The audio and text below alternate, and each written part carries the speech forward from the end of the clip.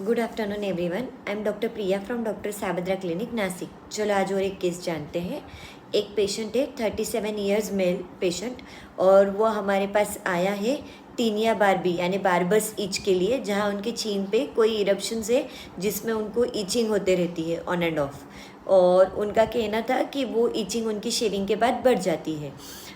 तो जब हमने पेशेंट से पूछा कि और कौन सी बातें हैं जिससे वो इचिंग बढ़ती है, पेशेंट ने कहा जब भी मैं कुछ हेवी फूड खा लेता हूँ, या पेशेंट के वर्ड्स थे कि जब मैं वातुड़ खाना खा लेता हूँ तब मुझे वो बढ़ता है। तो हमने पूछा इसका मतलब, तो बोले जैसे मैंने साबूदाना खा लिया, अगर बहुत हेवी दाल के कोई आइटम, बेसन के कोई आइटम खा लिए, या मैंने कोई उसर खा ली, मठ की उसर, तो मुझे बहुत तकलीफ़ होती है। तो पेशेंट की जब हमने लाइफ हिस्ट्री जानने की कोशिश की तो हमें पता चला कि वो और उनके मम्मी पापा साथ में रहते थे, उनका चाइल्डहुड बहुत हैप्पी था, पर इवेंचुअली जैसे जैसे वो बड़े हुए उनके पापा के उनके रिलेटिव्स के साथ, मतलब मामा साइड वाले भी रिलेटिव्स और काका साइड वाले भी रिलेटिव्स, इनके साथ कोई रीज़न से डिस्प्यूट्स हो गए, और वो डिस्प्यूट्स की वजह से पेशेंट का उनके फादर पे भी बहुत गुस्सा है और वो रिलेटिव्स पे भी बहुत गुस्सा है। उनको लगता है कि इनकी वजह से मैं अकेला पड़ गया हूँ, फादर के सबके साथ झगड़े, पापा ने सबके साथ झगड़े करके रखे, इस वजह से आज मैं अकेला हो गया हूँ। ऑलरेडी मैं सिंगल चाइल्ड हूँ और अभी कोई एज सच रिलेशंस भी इतने हेल्दी नहीं रहे किसी और के साथ, तो मुझे बहुत अकेला अकेला लगता है, डिप्रेस्ड फील होता है।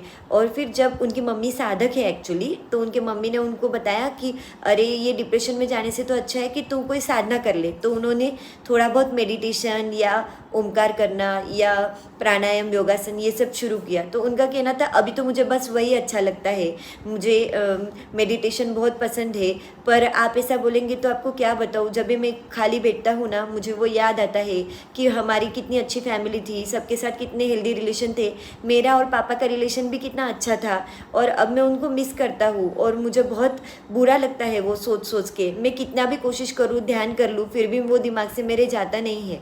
तो पेशेंट के हमने फॉलोइंग रूब्रिक्स कंसिडर करे थे। पहला रूब्रिक है एलिमेंट्स एंगर सप्रेस्ड, फिर है एंगर पास्ट इवेंट्स फॉर, जो होके गया उसके बारे में उनको बहुत गुस्सा है, फिर फेस में इरप्शन चीन, फिर रिच फूड एग्रीवेशन और शेविंग एग्रीवेशन। और ये रेपर्टाइजेशन के चलते और पेशेंट का जनरल फील कंसिडर करते हुए हमने पेशेंट को कार्बो एनिमेलिस 30 का एक डोज दिया, और पेशेंट को हमने जब नेक्स्ट फॉलोअप में देखा तो 15 दिन बाद हमने देखा कि पेशेंट काफ़ी हद तक उससे बेटर है।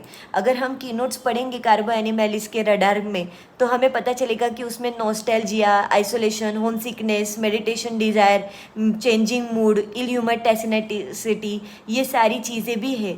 तो बस मुझे यही बताना है कि in mind symptom, physical general और फिजिकल पर्टिकुलर्स, टोटलिटी रॉक्स।